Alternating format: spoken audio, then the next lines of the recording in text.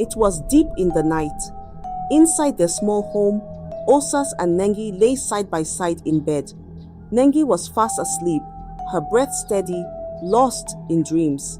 But OSAS was wide awake, his heart beating like a drum echoing in his chest.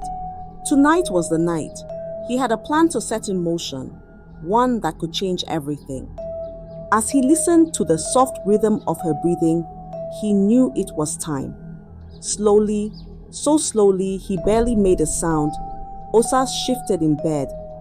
He knelt, his knees pressing into the mattress, careful not to wake his sleeping wife. His hands were steady, his eyes fixed on NENGI's peaceful form. Then, inch by inch, he began to roll up her wrapper. The fabric slid easily, revealing what he was searching for: her panties. His fingers moved like shadows as he reached for her underwear.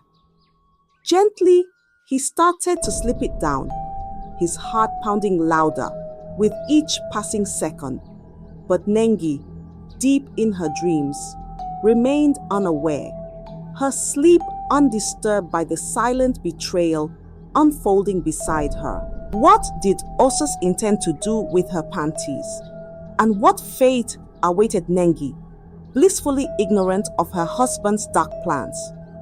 To understand how things came to this, we must go back to a time when OSAS and NENGI were living simple lives in the village, before riches, before sacrifice, before everything changed. Once upon a time, in a quiet village called Karu, there was a man named OSAS. OSAS was poor, so poor he could barely afford to buy a loaf of bread. But OSAS had a big problem: his wife NENGI. NENGI was as beautiful as the morning sun, with eyes that sparkled like fresh river water. But she was as proud as a peacock, and nothing pleased her more than showing off, like a parrot with bright feathers. Every time she stepped out of their little house, her head held high, she would tell tales that weren't true. Whenever there was a family feast or a village party, NENGI was the first to arrive. She walked in, her head held high like a queen, her laughter loud, her eyes bright with pride. And as soon as she found her place among the women, her mouth would start to weave stories. "Oh, my OSAS," she would say, waving her hands like a bird's wings. "He's the best husband in the world. He bought me this dress last week, and oh, this necklace. He wouldn't let me work, even if I wanted to." The women listened with wide eyes, some amazed, some envious. But it was all lies, like clouds in a dry season, full of promises but with no rain. OSAS was poor, his pockets as empty as a broken calabash, and NENGI knew it, but she wanted so badly to look grand, to be the one the other women talked about.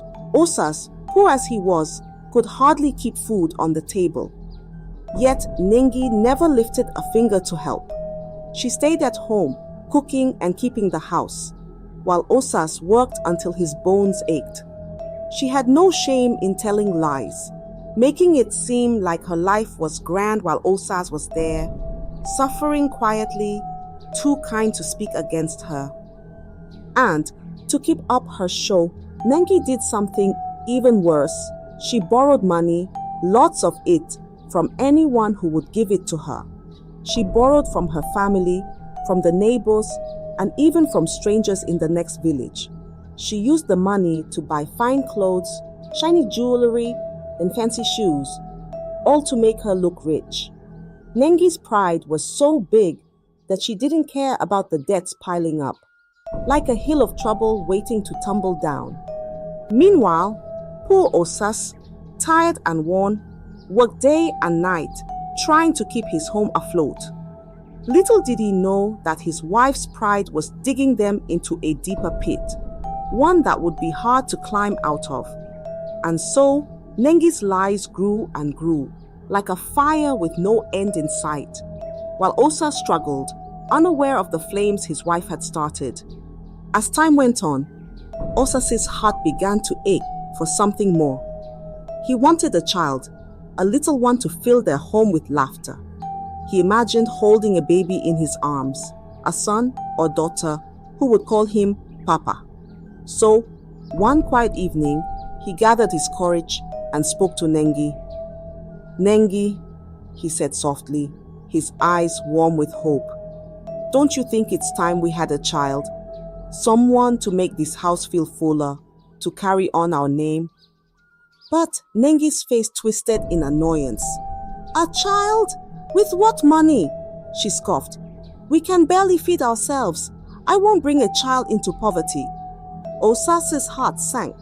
Her words were as sharp as a thorn. He didn't want to force her, so he just nodded, feeling the weight of her refusal. But his sadness didn't reach her heart.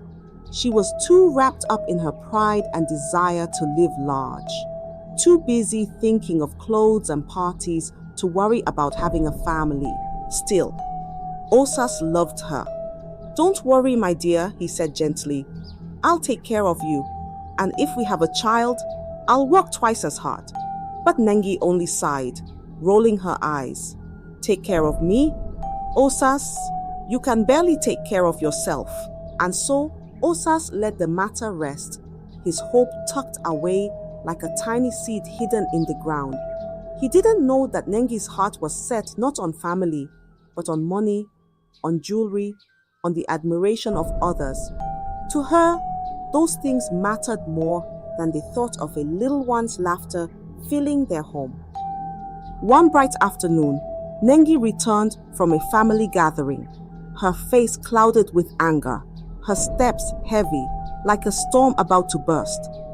She slammed the door and paced around, muttering under her breath. Osas, who was resting from a long day in the fields, looked up, surprised. "What's wrong, my dear?" he asked gently. Nengi didn't answer at first, her eyes flashing with jealousy. Finally, she spat out, "There's a new woman in town, Osas. She's from the next village, and everyone is talking about her. They say she's beautiful, rich, always wearing the finest clothes. Can you imagine? Me, the one everyone looks up to, now being shadowed by her." Osas sighed, hoping Nengi would brush it off, but she was seething. "Osas, we need money," she demanded, her voice sharp. "I can't let anyone take my place. You have to find a way to make more. I need finer things, better clothes, more jewelry. I can't be the laughingstock of the village." Osas rubbed his forehead, feeling the weight of her demands. "Nengi," he said softly, "I'm doing all I can. You know how hard I work." But Nengi waved his words away like dust. "Not enough. Do something, Osas. You're the man of this house. You can't let me lose my honor." Osas looked down, torn. His heart was heavy, and he wondered how he could give Nengi the riches she craved when they barely had enough to eat. But the look in her eyes was fierce, and her words echoed in his mind. She was determined, and he felt he had no choice but to listen. And so, from that day, the thought of wealth began to whisper in Osas's mind, a seed planted by Nengi's endless pride, one that would soon take root in ways he couldn't yet imagine. The days passed, and Nengi's demands grew louder, like drums beating in Osas's ears. She wouldn't let him rest. She wanted wealth, and she wanted it quickly. Finally, worn down by her words, Osas agreed to seek out the village oracle, a mysterious man who lived at the edge of the forest. People said he could see hidden things, that he held powers beyond ordinary men. With Nengi by his side, Osas arrived at the oracle's hut. The air was thick with the smell of herbs and smoke. The oracle, an old man with eyes like shadows, greeted them with a nod, his voice deep and slow. "You come for wealth," he said, looking straight into Osas's eyes. But wealth does not come freely. There is always a price. Osas shivered, feeling a chill run through his bones. But before he could speak, Nengi stepped forward. "We're ready to do what it takes," she said firmly. "Tell us what we must do." The oracle nodded, closing his eyes as if listening to a voice only he could hear. After a long silence, he spoke. "The blood of a ram will open the path to riches. Sacrifice it, and wealth will come your way." Osas's heart pounded. He had never thought of taking an animal's life for such a purpose. But Nengi nudged him hard, her eyes fierce with determination. "It's just a ram, Osas," she whispered urgently. "Think of our future. Think of our children." Though his heart was heavy, Osas agreed. They found a ram, and together they performed the ritual as the oracle had instructed. Nengi's hands were steady, her gaze unflinching, while Osas's hands shook, his spirit uneasy. But it was done. The blood spilled, the sacrifice made. In the days that followed, strange things began to happen. Money seemed to appear from nowhere. Hidden coins, unexpected gifts, new customers for Osas's small trade. Their fortunes shifted, slowly at first, but soon it was like a river flowing, filling their home with wealth. Nengi's eyes gleamed with delight, her heart full of pride as she watched their riches grow. And so, the first taste of wealth came, brought by the blood of a ram, as Nengi's thirst for more only deepened, like a well with no bottom. Osas and Nengi's wealth grew, and soon whispers of a child to come filled their home. As Nengi became pregnant, Nengi was finally expecting, and Osas's heart swelled with joy. He pictured a little one with Nengi's bright eyes, someone to carry on his name. They were rich now, with new clothes, jewelry, and fine food on their table. Life seemed perfect. But one dark night, as they were about to rest, a knock came at the door. Osas opened it, and there stood the oracle, his face hidden in the shadows, his eyes like deep pools of night. "It is time," he murmured, his voice cold. "The blood of the ram is spent. To keep your wealth, another sacrifice is needed." Osas's heart stopped. "Another ram?" he asked, though dread twisted in his stomach. The oracle shook his head slowly. "Not a ram. This time, it must be human blood. If not, you will go mad or die within 3 days." Osas stumbled back, his eyes wide with fear. Human blood? The thought struck him like a sharp knife. But before he could protest, Nengi stepped forward, her face calm, but her eyes hard as stone. "We could use the child," she said, her voice cold as iron. "No one would know. I could say, 'I lost it, just a miscarriage.'" Osas's heart shattered. "Our child? Nengi, this is madness." But Nengi's pride wouldn't bend. "What's the use of a child if we're poor and struggling?" she argued.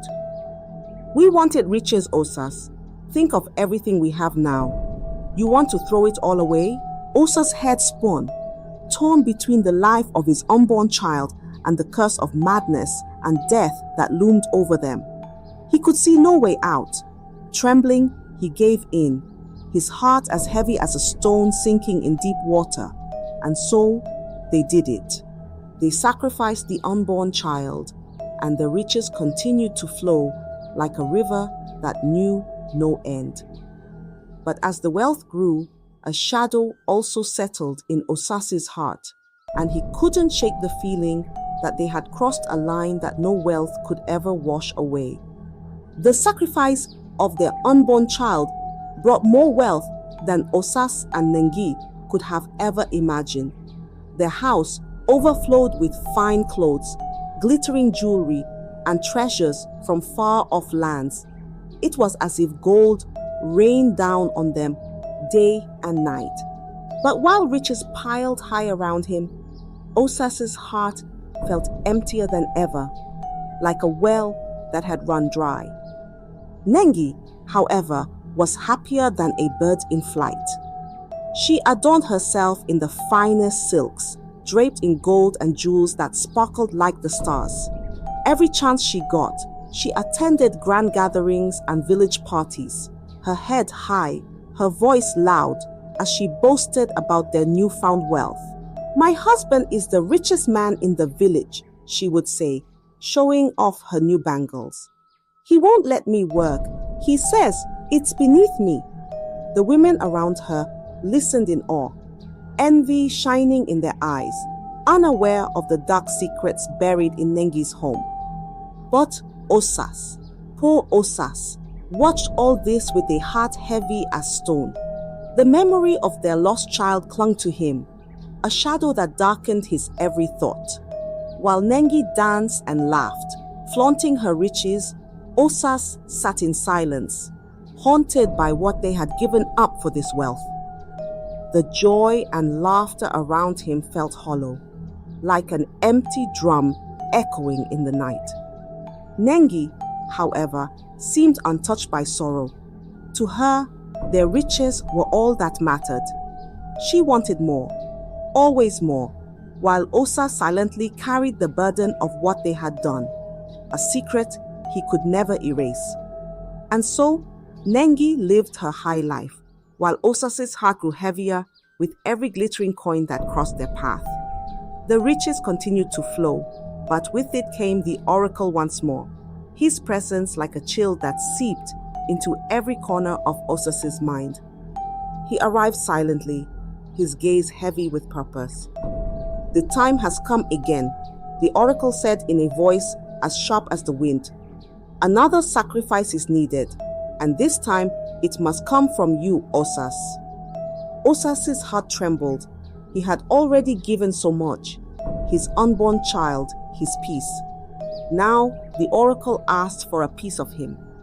Nengi stood nearby, her arms folded, her gaze unbothered. She was draped in jewels, her mind likely dancing with thoughts of her next grand feast. "What must I give?" Osas asked, his voice barely a whisper. "The left eye," the oracle replied. "It will seal your wealth, but without it, the riches will turn to dust."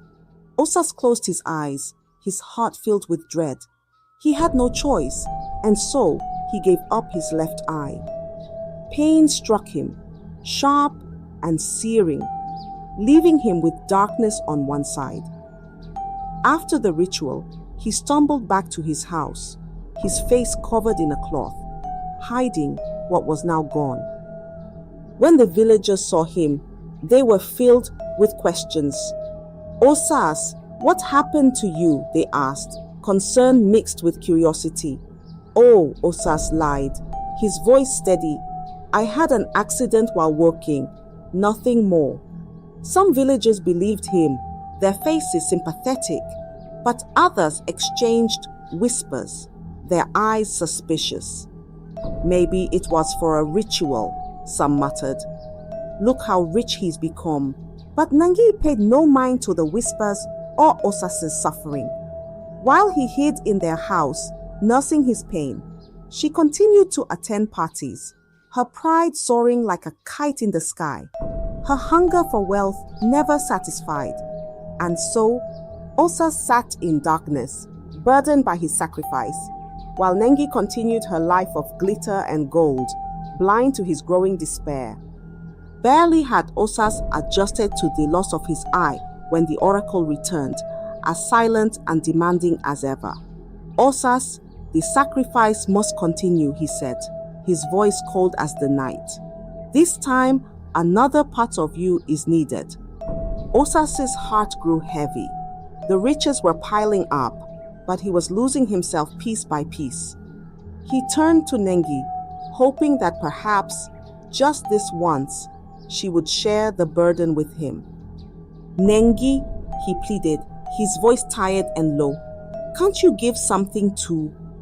I've given my eye, I've given so much. Isn't it time you offered something?" But Nengi only laughed, her eyes flashing with pride and irritation. "Osas, I'm the woman and you're the man. Your job is to protect me, to provide. Don't expect me to give up anything. I'm far too busy enjoying life to worry about these sacrifices."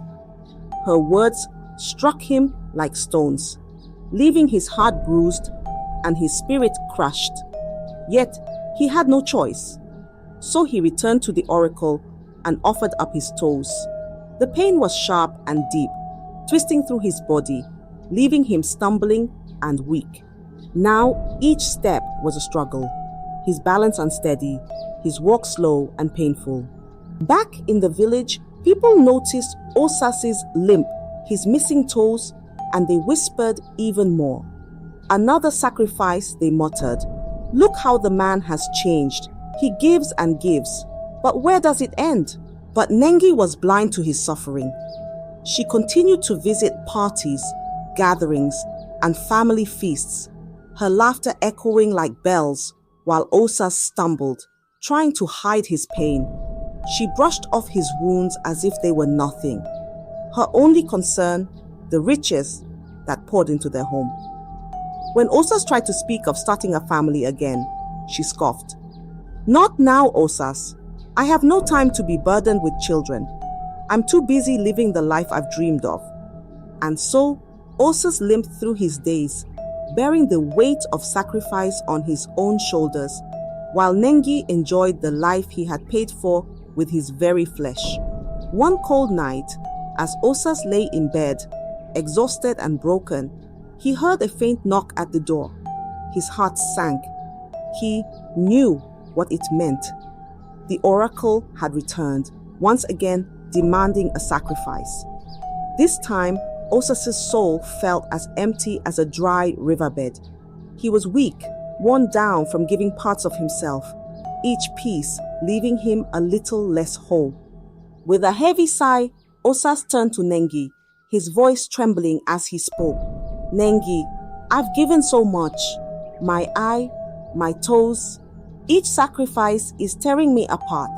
Can't you offer something this time? Even a small piece of yourself?" Nengi merely tossed her head back and laughed, her voice cold and careless. "Me? Give something? Osas, you're the man of the house. It's your duty to provide for me. Sacrifice more if you must." Desperation flickered in Osas's eyes. "But Nengi," he pleaded, "I can barely walk. I can barely see. How much more can I give?" Nengi looked at him, a smirk tugging at her lips, her eyes gleaming with the sharpness of a blade. "Well, if you're so concerned, maybe you should give the other eye too, You'll still be alive, even if you can't see." Osas stared at her, his heart twisted with disbelief. His own wife, the one he had sacrificed so much for, was willing to see him suffer even more, with no care, no pity. The betrayal in her words burned deeper than any wound.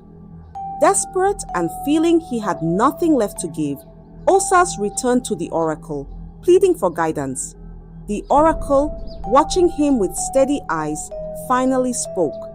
"If there's something of hers you can bring, something close to her, like a piece of clothing, we can work with it. Even a single garment can carry her part in the sacrifice." Osas felt the weight of the oracle's words pressing on him like a mountain. He had no choice but to find something of hers, anything that could fulfill the oracle's demand. He thought long and hard, his heart heavy with sorrow, yet resolved. And so, with his spirit drained, Osas's thoughts turned to the only thing Nengi left behind while she went to her endless parties. A piece of her clothing, perhaps even her most personal item, would be the sacrifice he would give in her place. The decision sat cold in his heart as he prepared to face the oracle once more, his mind filled with Nengi's laughter that echoed like a cruel melody in the darkness. One evening, while Nengi was out, dressed in her finest clothes and glittering jewels, laughing and dancing at yet another village gathering, Osas sat at home, his heart as heavy as stone. The memory of her cold words, "Maybe you should sacrifice the second one," echoed in his mind like a haunting drumbeat. Left with no other choice, he moved quietly through the house, searching for something of hers that could fulfill the oracle's demand. And then, in her room, he found it, a simple piece of cloth, her underwear folded among her things. With trembling hands, he took it, feeling both strange and relieved, for it was the only thing he could offer. He brought it to the oracle, laying it down as his sacrifice. The oracle took the offering without a word, his eyes dark and knowing. Osas left, feeling a strange weight lifted off him, though a sense of dread lingered like a shadow. He returned home, his heart hoping for some peace, but uncertain of what might come. Once the sacrifice was made, Nengi never bothered to ask Osas what was given this time to keep their wealth flowing. Her mind was lost in the new luxuries filling her life. More money, jewels that sparkled brighter than stars, and clothes finer than silk. The thought of what sacrifice had been required to keep it all never crossed her mind. In her eyes, Osas's duty was to keep the riches coming, and the moment she saw the money, nothing else mattered. She celebrated, she boasted, she dressed herself in the finest, blissfully ignorant that her own garment had sealed the sacrifice. For Nengi, riches were the only thing worth thinking about. Days passed, and then one bright afternoon, the peace shattered. Nengi was at the market, laughing, surrounded by people, when suddenly her legs gave way beneath her. She stumbled and fell, unable to stand, her once proud form crumbling to the ground. People rushed to help, but Nengi's legs were weak, as if all strength had drained from her body. As the days passed, her condition worsened. Nengi lay in bed, her skin growing pale, her body thin and frail, the life fading from her with each passing moment. The villagers whispered, watching as the proud, beautiful Nengi was reduced to a shadow of herself, a flower withering in the sun. Osas looked on, a strange sadness mixed with relief in his heart, as he realized the weight of every sacrifice was now finding its place. Nengi's condition grew worse by the day. Her body frail as a dried leaf, her spirit weighed down by something heavy and dark. Her mother, alarmed by her daughter's decline, came and took Nengi to a powerful herbalist woman known for her wisdom and strange potions. The herbalist looked at Nengi with eyes that seemed to see straight into her soul. Without a word, she handed her a thick black potion. It scent strong and bitter. "Drink this," she said, her voice low and steady, "and speak the truth. Every secret you hold in your heart, every hidden thing, let it out, or your suffering will only grow." As the potion slid down her throat, hot and rough, Nengi's heart began to pound, and words tumbled from her lips like water spilling over a broken pot. She confessed it all, her voice weak and trembling. "Mother, I envy my sister's wealth. She married rich, and I couldn't stand to be looked at as poor. I borrowed from everyone I could find just to keep up. When Osas and I had nothing left, we went to the oracle. We sacrificed our unborn child. I even watched as Osas lost his eye, then his toes, all for the riches I wanted." Her mother's face was stricken with shock, tears filling her eyes. But Nengi's confession continued, her voice a shadow of regret. "I even wished Osas would die," she whispered, her voice barely above a breath, "so I could take everything and run away with the money, without sickness or pain to slow me down." The herbalist's eyes narrowed, understanding the depths of Nengi's greed. She looked at her and spoke words that chilled the air. "Your husband sacrificed your panties for the last ritual.